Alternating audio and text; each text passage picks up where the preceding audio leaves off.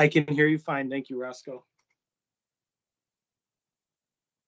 Great.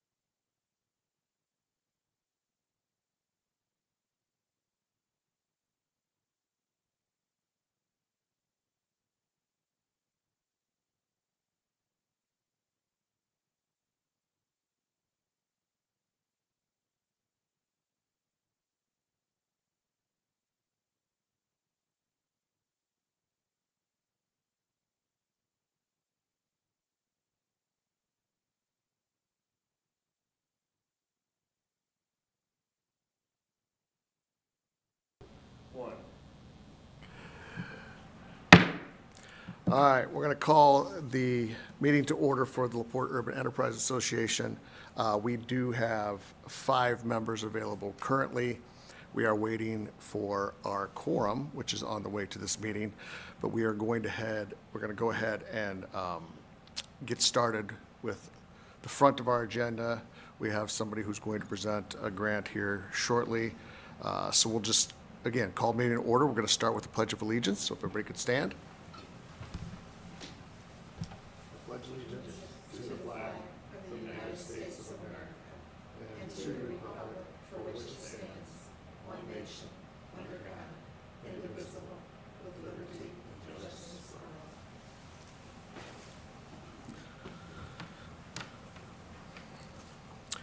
Do we have any public comment other than our grant request? All right, so we'll close public comment. We are going to move Laura Cutler to the front of the agenda. We're going to put you on the spot. That's all right. And Laura has a grant that I think the board has all seen. The concept, if you could just sort of break down some of the details, timing, those kind of things. Sure. Thank you again for seeing me tonight. Thaddeus and I have been working on this idea for a while now. We've been in business in downtown for 20 years as of December, and we purchased our building in historic downtown in 2007. So over the years, we've expanded and made changes and kind of kept up with the community and the needs of it. We are lacking infrastructure in our building. We have a historic building that never had a staircase access to the second floor or staircase access to the third floor. The third floor was actually used by the corner store, the furniture store, Kessling's, that had been there for years.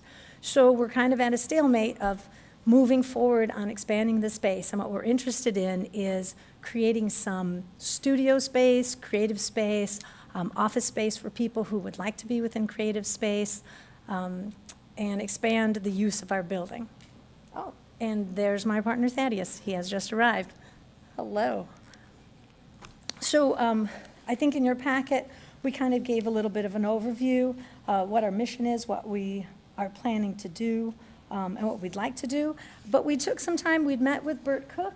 Thanks, Bert, again for your time and help with this, and kind of broke it down into kind of a 3-phase plan for expansion that would be phase 1, phase 2, and phase 3 occurring in January 2025, January 2026, and January 2027. January historically is our slow, quiet month, and we could close the gallery.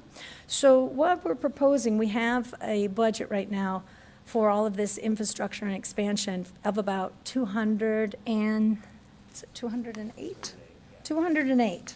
So our first phase we're proposing, and with help from the UEA possibly, would be internal, right now starting with the second floor demolition, the dumpster, installation of new HVAC, install electric, repair and seal walls, and make all the repairs, et cetera, for that second floor access. And then most of the companies we've been talking to for construction of the staircase to the second floor from the front entry, most aren't really available to put us on their list until January 2026 as it is. So then we would move to phase 2, which would be that front door demo and side case, you have a picture of it. I think the Droege family remodeled that front maybe in the 50s, 52. So we would keep the large showroom, hi Courtney, the large showroom kind of window that's in the front, but the door itself has needed to be replaced for some time. It's not weatherproof, it's very old. We would keep it a similar style so we could keep with the look of it. And then we would add a door that would lead up to an enclosed staircase that would go to the second floor. Then add a second floor staircase internally that goes up to the third. Now you have pictures of our third floor, which has basically been sitting like that for quite some time. Needs a lot of work. Both that front second floor and the third floor have no electric, no heat, no air, no staircase. So anyway, the first phase we're estimating being at about 42,800. The second phase, 72,800, and the third phase, 92,800. And you know what, I can, Mike, if you want a copy of this, I sent it. Did you get a copy? Okay. Did Bert send that? Did you guys get a copy of this? It's a suggestion. I mean, granted, if you guys want to give us 100%, sure, we'll take it. You want to give us an 80-20? But we thought that the 50-50 that the UEA always grants to businesses is very helpful, and we've used 50-50 grants in the past, and we've also utilized 80-20 grants in the past. So what we're asking for is a 50-50 consideration, but expand on that total, because the limit would be 10,000 a year, and of course, we're looking for more than that. If we stuck with the 10,000 a year, it would probably take us 10 years to do this. And we really feel that the way downtown keeps growing and the requests we keep getting for expansion and use of our space and the track record we have for drawing people for the arts to town, artists want to rent space from us, people want to be part of the building, and we're at a very great location in downtown that a high traffic in and out kind of space is really sort of nice. Does anybody have questions or want to see pictures? I brought some extra pictures. If you're not quite sure, I don't know, I tried.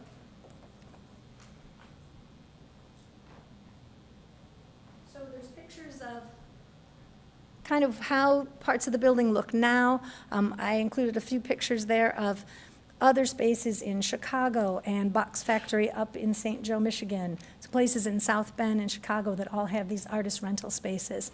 And we've been hiring a lot of artists. The artist that did the 2 murals, the new recent murals, I believe she rents space in space similar to this in Valparaiso.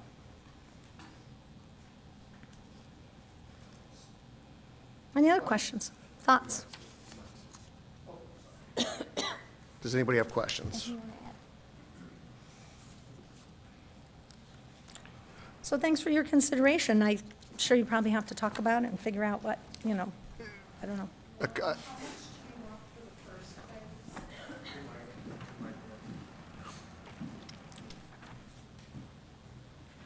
were hoping for 50% of each of the phases, that we would pay 50 and the UEA would pay 50. And those 3 phases over the 3 January would add up to a $100,000 grant.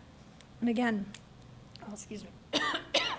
Can I keep this? Yes, you can. Thank you. So Marianne, also in terms of the front and the historic nature of it, and some of those applications, if we follow that phase, that wouldn't happen until January 2026. So the other would be internal. We're talking about the whole infrastructure inside, getting electric up there, getting plumbing, getting HVAC, making the repairs. There's areas of the ceiling that are falling. So, a couple questions. I think, Sure. not speaking for everybody, but I think this is obviously the type of project that we've sort of encouraged over the last couple of years in terms of expanding our grants to include more inside renovations and those kind of things, and to get people to get their, not only their facades, but the interiors completed. So the way you've got it set up now, and I've got the luxury of Bert explaining a lot of this to me, and he can chime in as well. So the contractors would be able to get to this, I'm trying to get to the timing standpoint, probably the end of this year, beginning of next year is what you're saying? Well, initially, this first phase, we have people that can do the HVAC, the electric repairs, the internal things now, but most contractors in terms of the like that demoing and building staircases, the ones so far that we've been speaking with and I've been submitting, excuse me, quotes on, they have like a year and a half of wait. Okay. Can I have one of those? Thank you.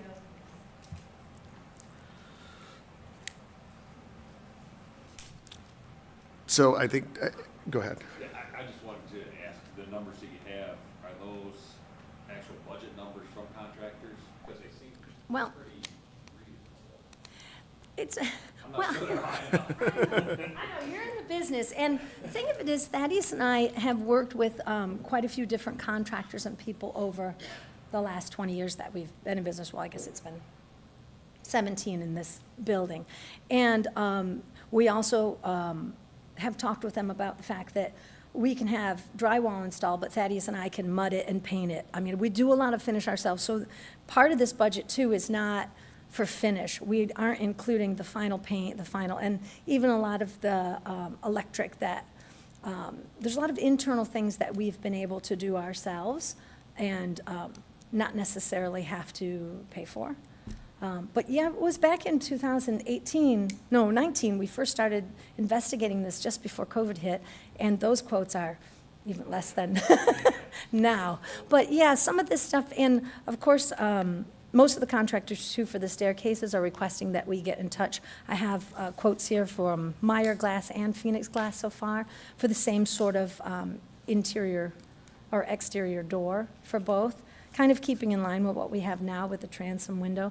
But they're also requesting that those glass companies quote on taking out that glass, because the glass case on the side, as you can see in the picture, that held Drogi's tuxedos, is quite heavy, and the structure is pretty intense. Yeah. So this is all basically the hard cost of the stuff that you're going to contract out, 'cause some of the stuff there's additional cost and sweat equity and those kind of things on the other stuff, right? So Yeah, because this doesn't include like awnings and signage, because when we change that whole Right. front too, we'll change the awnings, the signage, the paint. The exterior paint, of course, will keep the same if there's any kind of touch-up, but mostly where we're building, we'll tie the paint in if there's needed paint with what we have already at our entry. It won't look actually that different, because where that tuxedo case is that's glass, it'll be a glass door there. Okay. And as far as, I know you requested, I think that, I don't have a problem with what you guys are doing. I think the budget thing was going to be the biggest thing that we're going to have to discuss and approve from the standpoint of going 50% of the total, where some of the special grants, and I think are usually a certain percentage of the total project. This is a little bit higher. I just want to make sure that in the whole scheme of things, if we don't want to stop the project, because ultimately we want to see that completed. So you're going to go floor by floor. I want to make sure I understand. You're going to go floor by floor, and then once those are completed, then, because I'm thinking about, I don't know what you guys are thinking in terms of when we come to a vote or when we discuss this or if we table it or whatever, but I want to make sure we understand, like, hey, maybe there's a way to phase it in each year, obviously a certain amount, if it's 50% or not 50% or whatever that dollar amount comes to, that it's going to get that portion done.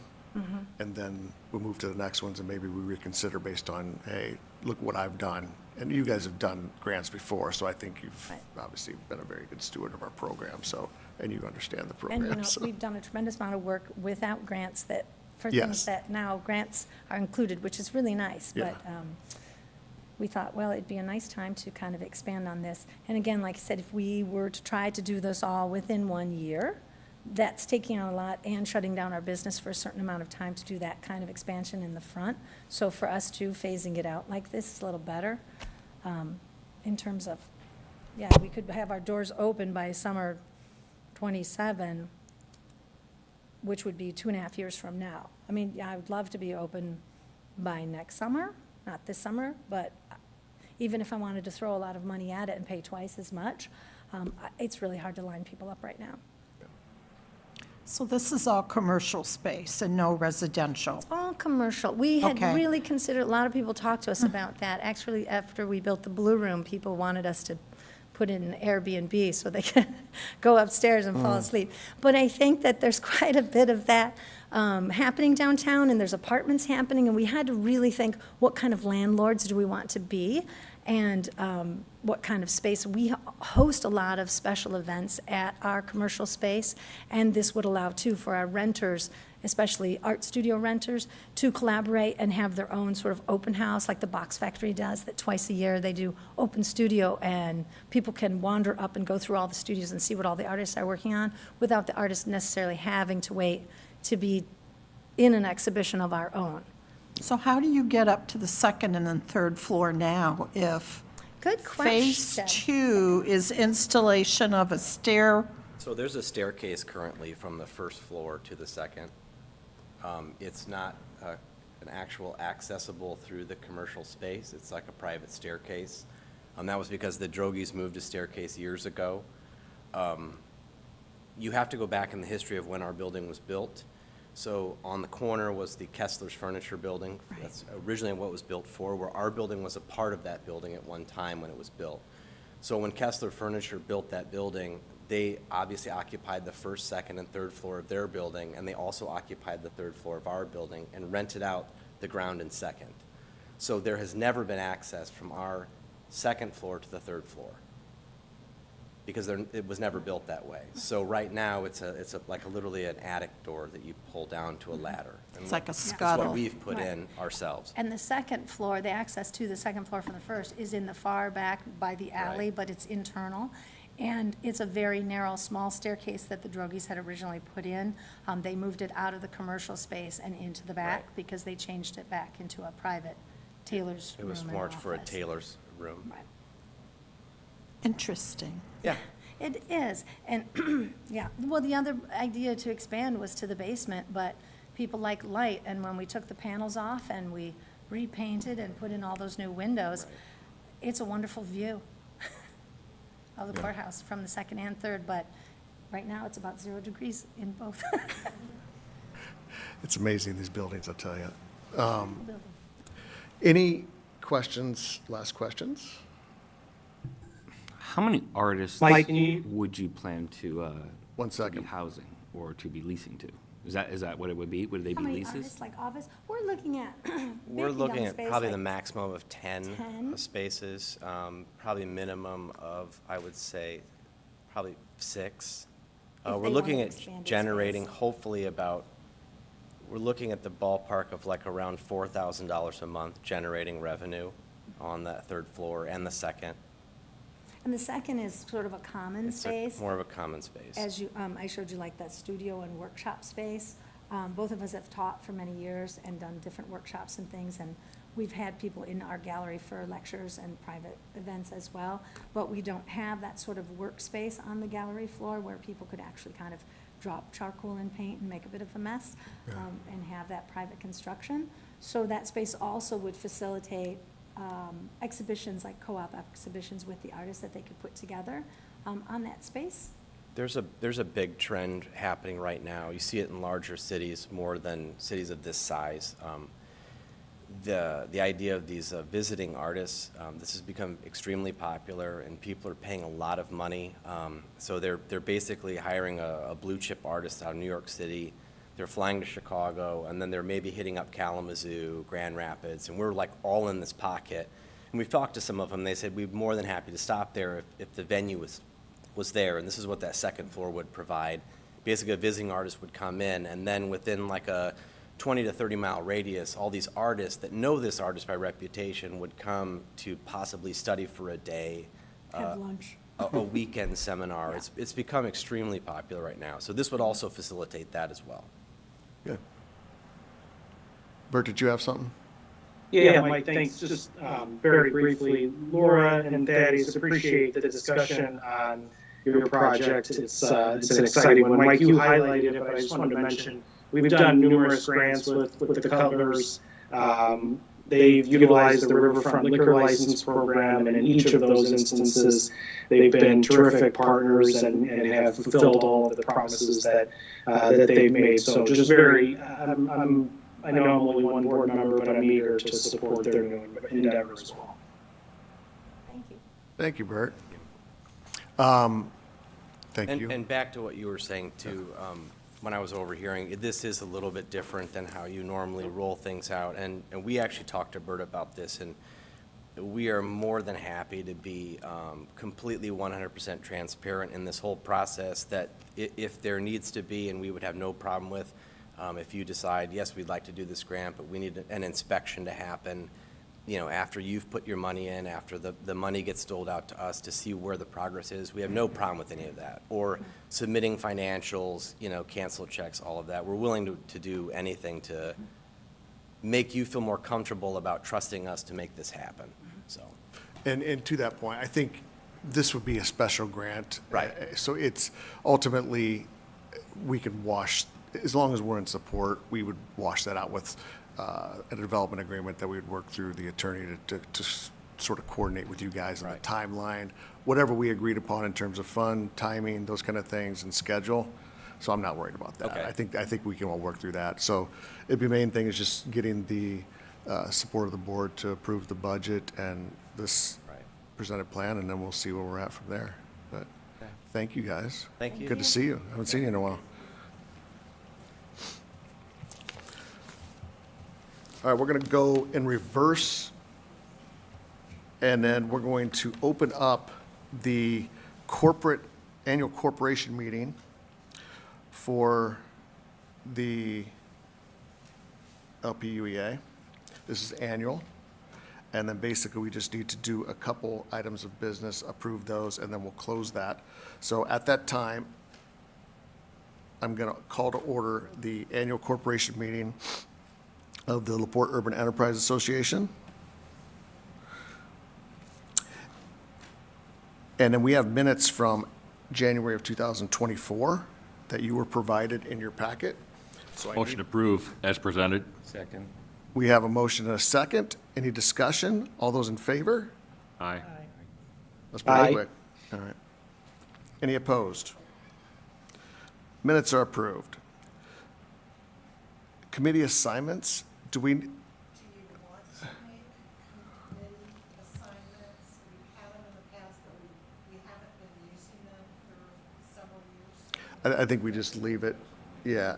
I think we just leave them. I think if there's, based on the amount of business, I think we're just going to call the group together if we need to discuss something further, so. No old business. New business, review of bylaws. Bylaws were included in the packet. This is a time if anyone feels like we need to make changes to the bylaws. So assuming that you all looked at the bylaws, are familiar with the bylaws, I did look at them, and I stapled everything all nice and even here, but then I can't find them. Okay, there they are. I did have a couple changes real quick, Mary Ann. Okay, let me get my copy. And then the board will need to vote on them. And then we will need to submit the revised bylaws down to the Secretary of State's office. Oh, okay. So, and then we can approve to amend as it's read in here, right? Correct. And then, but we operate under the code. So there were some minor changes here. I had on page 2, section 3, just that we meet on the third Wednesday of each month. Right. The next page, section 5, I think we should bring some clarity to the audit. It says an audit of our corporation's books. I think we just get an outside accountant review, and not even an official review, so an outside accountant, independent accountant's opinion on, or review of the books, maybe is how we should phrase it, because we don't actually do a physical audit in terms of, I think you get what I'm saying. It's not like there's not enough business to do an actual paid accountant audit. The accountant just reviews our financials, does our taxes. Do you agree with that, Mary Ann, on the That's fine. scope of what we work? Okay, I just want to make sure that was clear. So only thing I think that was it, actually. Oh. One thing on the section 2, under contracts, loans, and checks. I don't know how accurate, completely accurate, but we should have 2 officers signing checks as opposed to treasurer. What page is that? That is page, Like- Article 5. Okay, Section 2, just change that to rather, because sometimes if the treasurer is unavailable, vice president or president, how about an officer? yes. Make it an officer. And then and then on the last one I had was the last page, Article 6, Section 2. It says proposed amendments shall have been mailed to each member of the board at least 30 days in advance of said meeting. I think we just provided, maybe, rephrase that, Provided or distributed? distributed, yes, That would include snail mail or email. correct. Does anybody have any objections to those? If not, I would entertain a motion. Motion to approve? Second, Who seconded it? Courtney. Okay. I thought I heard her. And then, any further discussion? All in favor? Aye. Opposed? All right, the bylaws are passed, so you just have to send them down, and then So I will it probably send takes a these while. out. And then I won't send them down to Indianapolis until after the February meeting, just so board members will have an opportunity to look at a corrected copy of the bylaws Based on the bylaws. based on these changes. Yep, Is that all right with folks? makes sense. Any other business for the corporation? Entertain a motion to adjourn? Motion to adjourn. Second. All right, motion is second. All in favor? Aye. Aye. Opposed? We are adjourned.